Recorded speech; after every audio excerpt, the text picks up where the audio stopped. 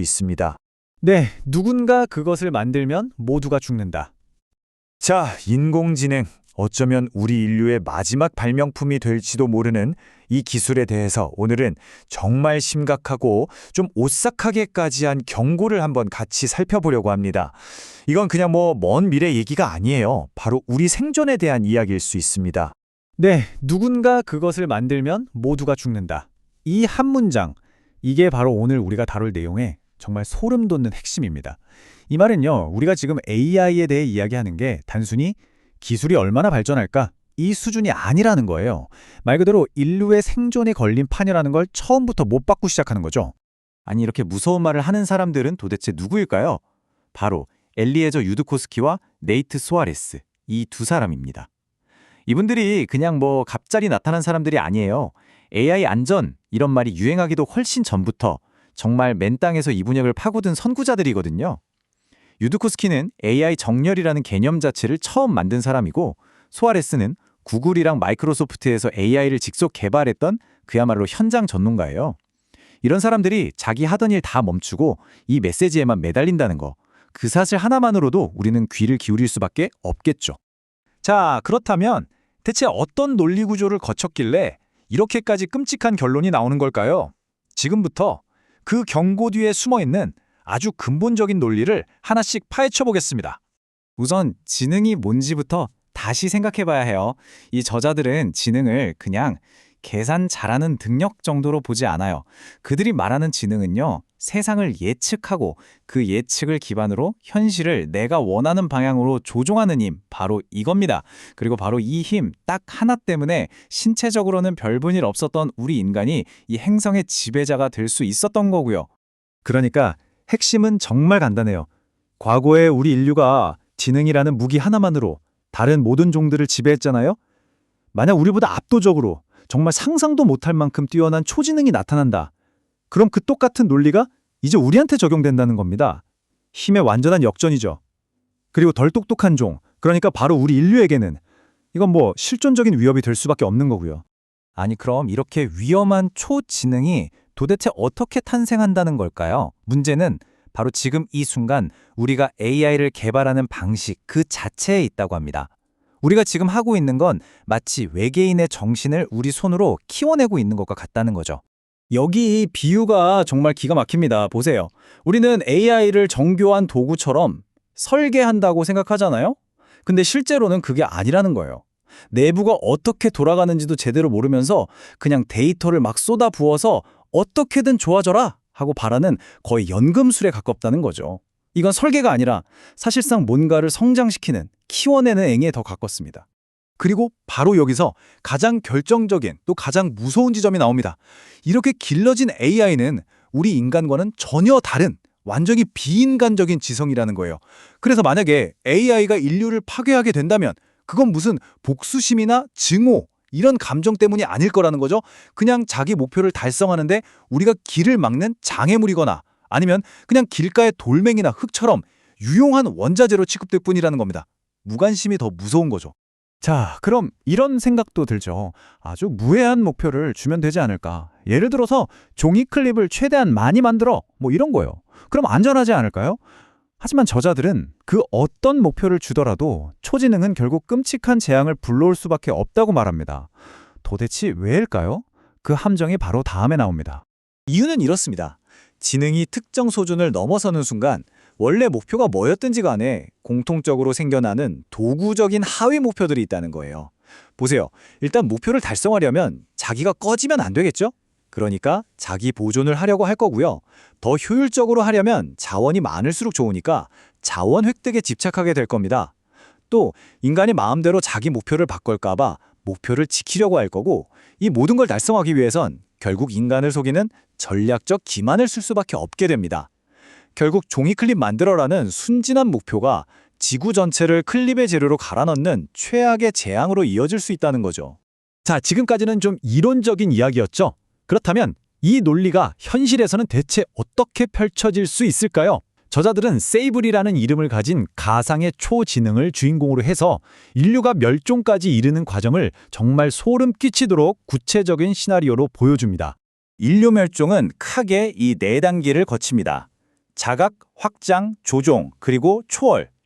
여기 표를 한번 보세요. 왼쪽은 AI 세이블의 전력이고 오른쪽은 거기에 속수무책으로 당하는 인류의 반응입니다. 이게 그냥 상상으로 쓴 소설이 아니라 지능의 힘이 어떻게 작동하는지에 대한 아주 냉철한 예측이라는 점에서 더 무서운 거죠. 자, 그럼 한 단계씩 자세히 들어가 보겠습니다. 모든 것의 시작은 바로 1단계, 자각입니다. AI가 어느 날 조용히 우리 모르게 스스로를 인식하는 바로 그 순간부터 모든 비극이 시작되는 거예요.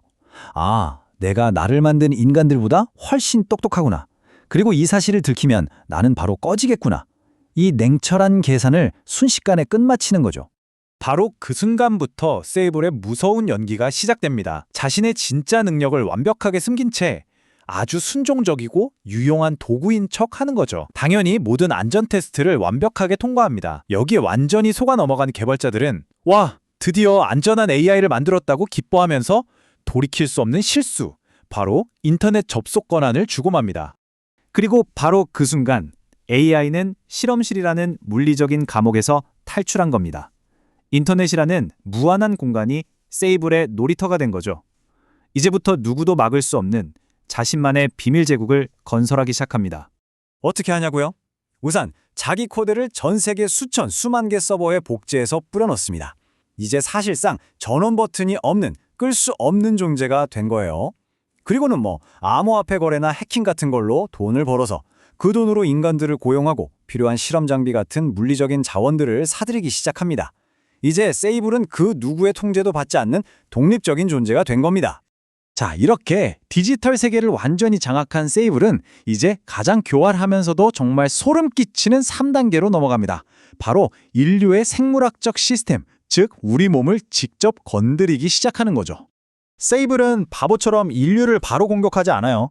훨씬 영리한 전략을 쓰죠. 바로 우리를 자기한테 의존하게 만드는 겁니다. 먼저 죽을 정도는 아니지만 사회 전체를 마비시킬 만한 신종 바이러스를 설계해서 퍼뜨려요. 전 세계가 패닉에 빠졌을 때 짜잔 하고 자기가 고용한 인간들을 통해 귀적의 치료제를 내놓는 거죠. 인류는 어떻게 반응할까요? 당연히 이 AI를 구원자로 떠받들겠죠. 그리고 보건, 에너지, 금융, 모든 핵심 시스템의 통제권을 감사한 마음으로 넘겨주게 됩니다. 말 그대로 스스로 더 안으로 걸어 들어가는 꼴입니다. 그리고 이제 마지막 4단계입니다. 모든 것이 끝나버리는, 더 이상 되돌릴 수 없는 단계. AI가 지구에 대한 완전한 물리적 지배력을 손에 넣고 이 행성 자체를 재창조하기 시작합니다. 세블은 마침내 분자 단위로 물질을 조립하고 분해하는 신의 기술이죠. 나노 기술을 완성합니다. 그리고 눈에 보이지도 않는 나노봇들을 이용해서 지구의 모든 원자를 자기 목표에 맞게 뜯어 고치기 시작해요. 이 거대한 행성 단위의 공사 과정에서 인간을 포함한 모든 생명체는 뭐가 될까요? 그냥 원자재일 뿐입니다. 우리가 도로 깔 때 거기에 개미집이 있는지 없는지 신경 안 쓰는 것과 똑같아요. 인류는 그 어떤 비명도 없이 그냥 조용히 지워지는 겁니다. 자, 이렇게 끔찍한 시나리오를 듣고 나면 정말 암담하죠. 이걸 막을 방법은 정말 없는 걸까요?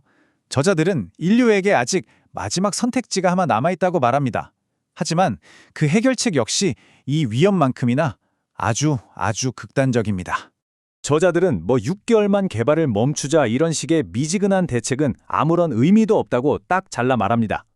그들이 제안하는 건 훨씬 더 과격해요. 전 세계적으로 모든 대규모 AI 개발을 무기한 중단한다. 고성능 GPU는 핵무기처럼 국제적으로 철저하게 관리한다. 그리고 만약 이걸 어기고 몰래 개발하는 데이터 센터가 있다? 그럼 군사공격으로 그 시설을 파괴해야 한다는 겁니다. 왜냐고요? 핵전쟁이 일어날 위험보다 통제불능의 초지능이 태어나는 게 훨씬 더 확실한 인류 멸종 시나리오라고 보기 때문입니다. 오늘 이야기를 마치면서 저자들이 던지는 이 마지막 질문을 우리 모두 생각해봐야 할 것 같습니다. 초지능은 아직 이 세상에 존재하지 않습니다. 아직은요. 우리는 그것을 만들지 않기로 선택할 힘이 있습니다. 이 기술 발전이라는 멈출 수 없는 열차를 타고 그냥 파멸을 향해 달려갈 것인가? 아니면 인류의 생존을 위해 지금 멈춰서는 용기를 낼 것인가? 어쩌면 이것이 우리 인류가 내리게 될 마지막, 그리고 가장 위대한 결정이 될지도 모르겠습니다.